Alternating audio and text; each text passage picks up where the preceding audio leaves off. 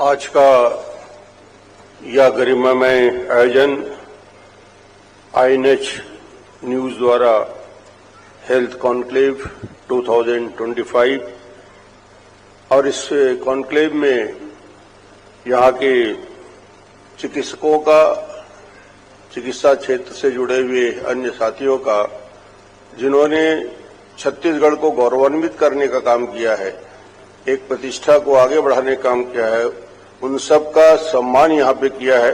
मैं सभी चिकित्सकों को बधाई देता हूँ आज के इस आयोजन में जिन्हें सम्मानित किया गया। बोलने के पहले दो चीज मैं सोच रहा था, मेरे मन में आ रहा था, सारे चिकित्सक यदि यहाँ बैठे हैं और कोई इमरजेंसी आ जाएगा रायपुर में तो उसका दोष भी तुमको रहेगा, क्योंकि सारे लोग यहाँ बैठे हैं और हम अपनी भाषण पे भाषण दिए जा रहे हैं। तो हो तो गया प्राइज डिस्ट्रीब्यूशन का काम, सबको बधाई देना है और डिनर में आपने बुलाया भी है, तो मुझे ज्यादा बोलने की जरूरत नहीं है। बहुत अच्छे से हमारे दो स्वास्थ्य मंत्री जिस कार्यक्रम में सम्मिलित हों, तो उस कार्यक्रम में उसके बाद बोलने को कुछ बच नहीं जाता है। राजा साहब लंबे समय तक काम किए, अभी हमारे श्याम बिहारी जी बहुत अच्छे तरीके से नई ऊर्जा के साथ काम कर रहे हैं, उत्साह भी है, लोगों से मिल भी रहे हैं, व्यवस्था को सुधार में काफी कुछ लगे हैं। तो मैं आज यहाँ उपस्थित सभी हमारे वरिष्ठ साथी TS सिंहदेव जी, उप मुख्यमंत्री श्याम बिहारी जी, इस कार्यक्रम के आयोजक हिमांशु जी, मीनल चौबे जी, मिश्रा जी और सभी चिकित्सकगण, मुझे लगता है जो चुनौती छत्तीसगढ़ में है उसके बारे में अभी श्याम बिहारी जी बता रहे थे कि राज्य की स्थापना के बाद बड़ी चुनौती, जो इंफ्रास्ट्रक्चर छत्तीसगढ़ का था, हेल्थ इंफ्रास्ट्रक्चर की ही बात करें, बहुत ज्यादा कमजोर था। एक मेडिकल कॉलेज, 2 मेडिकल कॉलेज से शुरू करके, और 2001 की बात करें, 2002 की बात करें, 2003 की बात करें, 2 या 3 नर्सिंग इंस्टीट्यूट थे। आज बढ़ते बढ़ते 84 हो चुका है। तो इतनी बड़ी कमी थी। 10-15 मेडिकल कॉलेज होने के बाद भी अभी आवश्यकता है, चिकित्सकों की जरूरत है। तो ये काम में गतिशीलता आई है और निश्चित रूप से मुझे लगता है कि इसको आगे बढ़ाने का काम हो रहा है।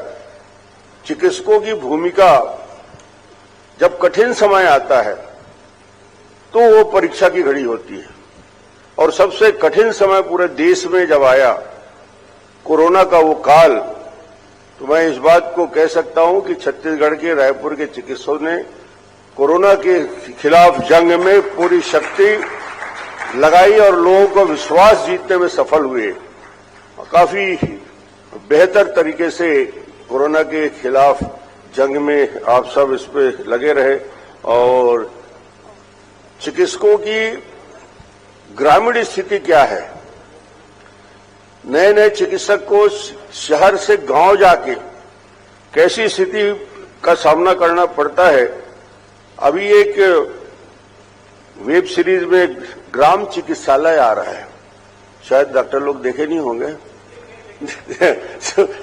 स्वास्थ्य मंत्री जी को भी देखना चाहिए कि वो दोनों पक्ष को बहुत बारीकी से एक अच्छे मूड में, हल्के मूड में उसका प्रस्तुतिकरण कर रहा है कि एक डॉक्टर गांव में जाकर कैसी कैसी परिस्थितियों से जूझता है वो, और हिम्मत के साथ वो वहां जमे रहना चाहता है, गांव में प्रैक्टिस करना चाहता है, कैसी चुनौतियां आती हैं।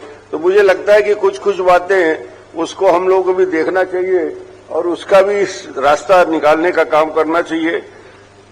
ईश्वर जन्म देता है, मां के गर्भ से हम पैदा होते हैं, उसके बाद जीवन की जवाबदारी में एक सबसे बड़ा सहयोग रहता है, काम रहता है, वो चिकित्सक की भूमिका उसके बराबर ही रहती है।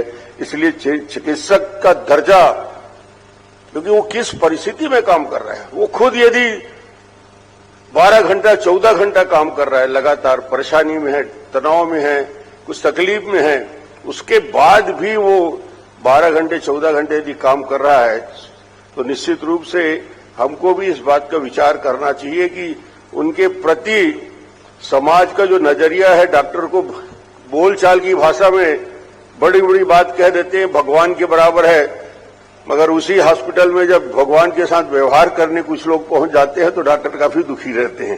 तो ये भी एक चिंता का विषय रहता है कि समाज में इस बात को देखना चाहिए। और आज मुझे लगता है कि बहुत देर से आप लोग बैठे हैं, कितने बजे आ गए थे? हाँ, तो इससे ज्यादा अत्याचार मैं नहीं कर सकता। आप सबको बहुत शानदार आयोजन के लिए, बहुत अच्छे कार्यक्रम के लिए आपका सम्मान किया गया।